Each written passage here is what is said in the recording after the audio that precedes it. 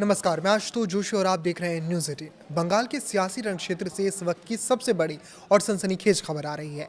क्या लोकतंत्र के सबसे सुरक्षित घेरे में सेंध लग चुकी है? क्या 4 मई के नतीजों से पहले ही जनादेश को बदलने की कोई बड़ी साजिश रची जा रही है?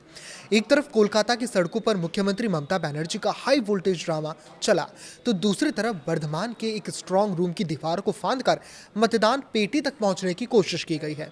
बर्धमान के यूआईटी कॉलेज से आई तस्वीरों ने पूरे देश को चौंका दिया है। आज सवाल ये है, क्या कोलकाता की चीख पुकार असल में हो रही एक धांधली से ध्यान भटकाने का एक सोची समझी स्मोक स्क्रीन है? आइए बंगाल चुनाव के सबसे बड़े गदर का पूरा विश्लेषण करते हैं। पश्चिम बंगाल विधानसभा चुनाव 2026 के अंतिम चरण का मतदान संपन्न हो चुका है, लेकिन असली घमासान अब उन कमरों के बाहर शुरू हुआ है जहां ईवीएम कैद है। बंगाल की राजनीति में गदर कोई नया शब्द नहीं है, लेकिन इस बार मामला किसी बूथ कैप्चरिंग का नहीं है, बल्कि सीधे स्ट्रांग रूम में घुसपैठ की कोशिश का है। बर्धमान के यूनिवर्सिटी इंस्टीट्यूट ऑफ टेक्नोलॉजी यानी यूआईटी में जो कुछ हुआ, उसने चुनावी शुचिता पर ऐसे सवाल खड़े कर दिए हैं जिनका जवाब देना चुनाव आयोग के लिए भी टेढ़ी खीर साबित हो सकता है।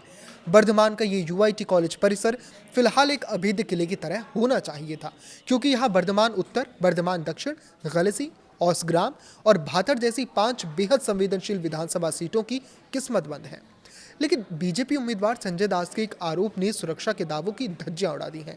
दास का सीधा आरोप है कि टीएमसी के गुंडों ने रात के अंधेरे में परिसर की ऊंची दीवारों को फांदकर उस प्रतिबंधित क्षेत्र में प्रवेश करने की कोशिश की जहां ईवीएम रखी गई है।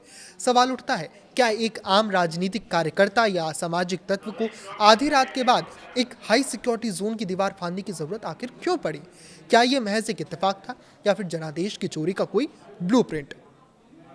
बीजेपी के राष्ट्रीय मीडिया सेल के प्रमुख अमित मालवीय ने सोशल मीडिया पर इस घटना का वीडियो साझा करते हुए टीएमसी पर तीखा हमला बोला है। बीजेपी का विश्लेषण बड़ा ही दिलचस्प और गंभीर है। पार्टी का कहना है कि कोलकाता में ममता बनर्जी का धरना और उनके तीखे तेवर असल में एक पॉलिटिकल थिएट्रिक्स है, यानी कि एक ऐसे ड्रामे का हिस्सा है जो कि ममता बनर्जी जानबूझकर कर रही हैं। जब पूरी दुनिया और नेशनल मीडिया का ध्यान कोलकाता की सड़कों पर दीदी के धरने पर केंद्रित होता है, तब राज्य के सुदूर जिलों में इस तरह की सेंधमारी की कोशिश की जाती है। इसे डाइवर्जन टैक्टिक्स यानी ध्यान भटकाने की रणनीति कहा जा रहा है।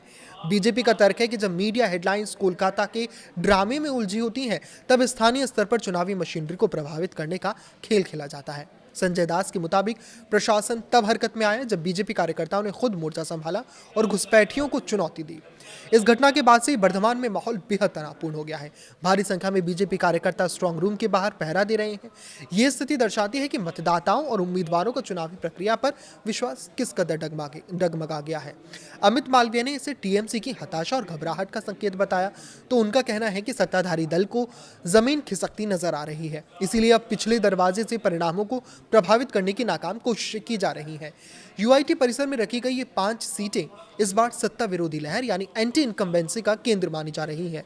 यहाँ हुआ रिकॉर्ड तोड़ मतदान इस बात का संकेत है कि जनता बदलाव की तरफ देख रही है।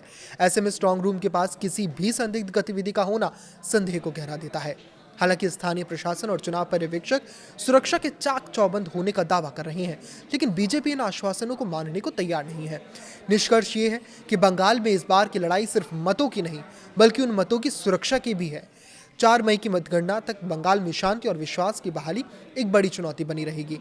क्या वास्तव में दीवार फांदने वाला कोई गुंडा था, या फिर वो लोकतंत्र की मर्यादा लांघने की एक सुनियोजित कोशिश थी?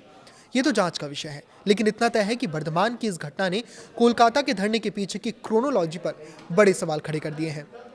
बंगाल अब केवल नतीजों का इंतजार नहीं कर रहा, बल्कि इस गदर के बीच अपने जनादेश की सलामती की दुआ भी कर रहा है।